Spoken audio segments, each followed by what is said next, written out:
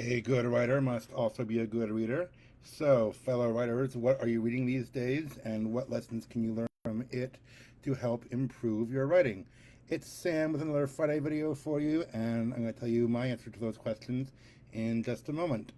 I was on my trip, as you guys know, if you've been following along, but in the airplane and in the hotel and stuff like that, I was able to do a good bit of reading, actually, which was nice, and especially when I was in the remote area with no Wi-Fi. So I did finish a whole book. I started it the first day on the airplane, and I finished it before I got back, and I'll show you what book it is. This is Agatha Christie, Halloween Party, a Hercule Poirot mystery. And if you've been following along with pop culture and current events and stuff, this is the one that inspired the new Hercule Poirot movie that's coming out. I believe it's coming out this month. The movie is called A Haunting in Venice. I kind of agree that that's for modern movie-going audiences. It's a better title than a more exciting title than Halloween Party. So they might have. I'm not sure if it's like loosely inspired by this or if it's pretty much the same except for the title change.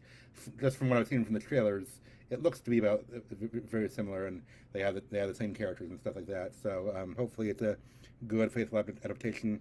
I've enjoyed the other two they've done, Murder on the Orient Express and Death in the Nile, and I have not traditionally been an Agatha Christie fan. I mean, I'm not opposed, and I'm not opposed to reading more. It's just I've got so much on my reading list, as I'm sure you guys do too, that I have to be selective. But I've read each of the ones that this new series of movies has been based on. So I read Murder on the Orient Express, Death in the Nile. Now I read Halloween Party 2.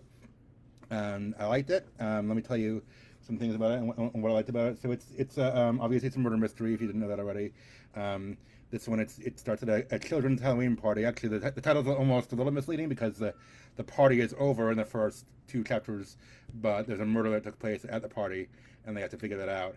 One of the young girls talked about how she had witnessed a murder because I mean it's Halloween. They're talking about spooky stuff and I don't know scary things that they've experienced or whatever. So she says she's actually witnessed a murder and nobody believes her because it's like a teenage girl or something saying this.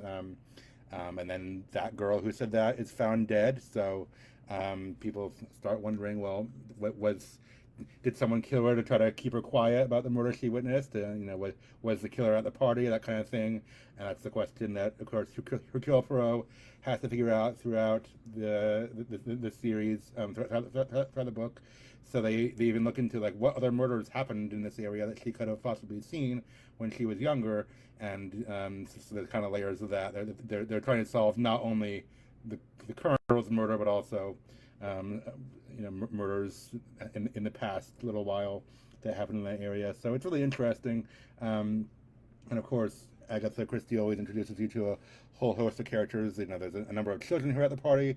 Some of the mothers and their parents, and there's just other people in the village area are introduced. And there's a whole, again, kind of a subplot because it pertains to one of the murders that took place before. But there's like an au pair girl who was missing, and they had to solve that plot too. So it's all these layers of twists and turns.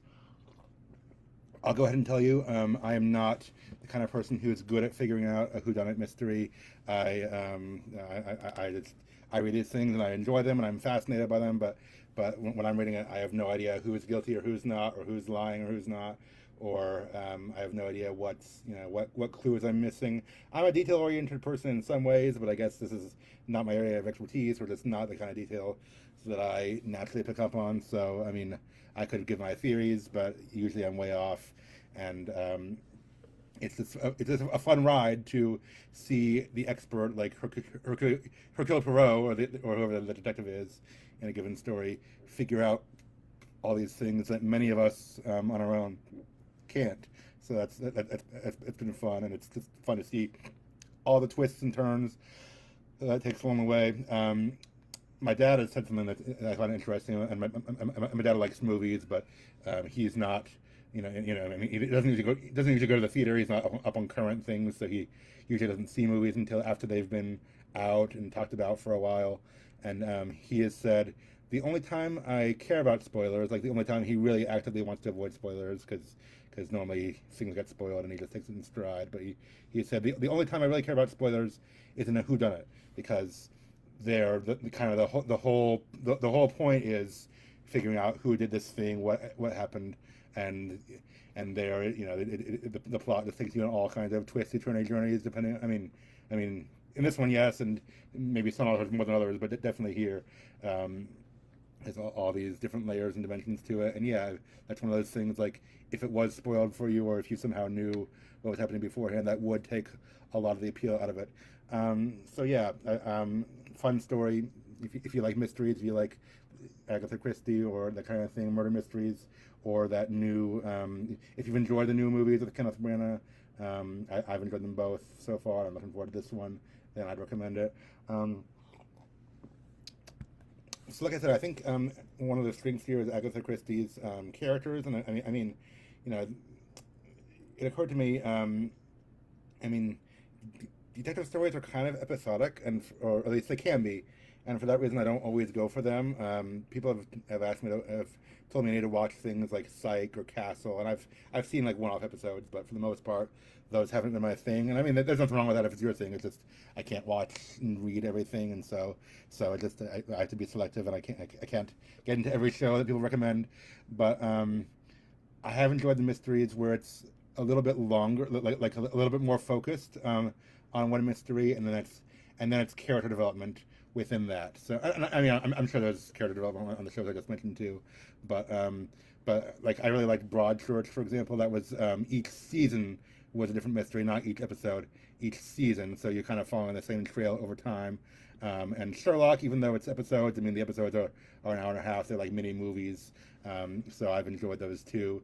And yeah, I'd say I've enjoyed some of the some whodunit movies. I loved Knives Out and Glass Onion because again, it's more than a 45-minute episode. It's at least 2 hours of time to get to know these characters and figure out what's going on.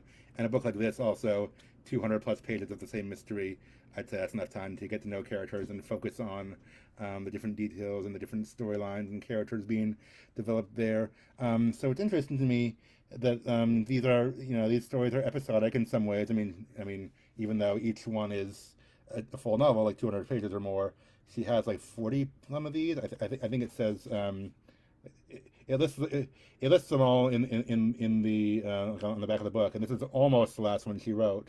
This is like the third to last one, but it's like number 41 or something. So yeah, it's they're episodic in that sense, and that there's 40 of them, and they, to my knowledge, they're all self-contained. I mean, well, I haven't read all of them obviously, but it seems like that.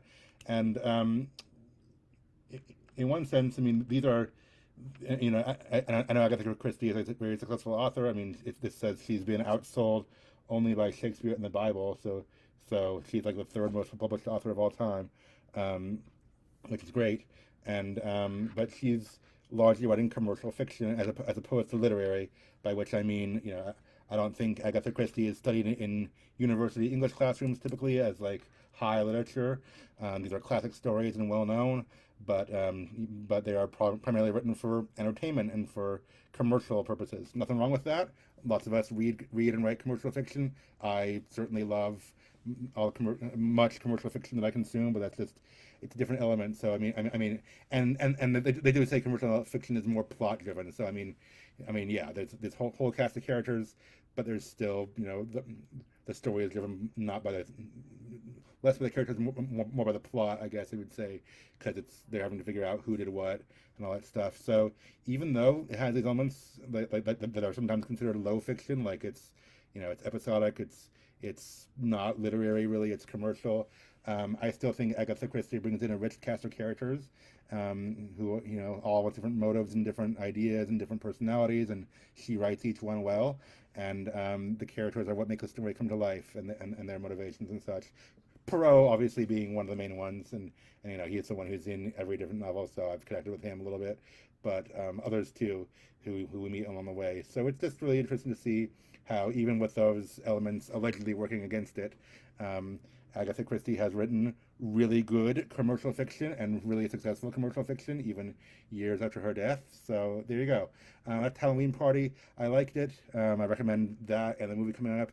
I guess the takeaway for you as letters is make sure you have a vibrant cast of characters who comes to life, even if your book is genre fiction, even if it's commercial fiction that is not likely to get studied in universities years later. The characters are what really carry it. So make sure you have a vibrant cast of characters that the reader can connect to, and that will really make your story come to life, whatever your story is. So anyway, there you go. Happy, not quite Halloween. I mean, I don't know, it's next month, but anyway, yeah. Happy reading, happy weekend, and keep listening and watching. And thanks for listening and watching. Thanks for being here. Have a great one, you guys. Bye.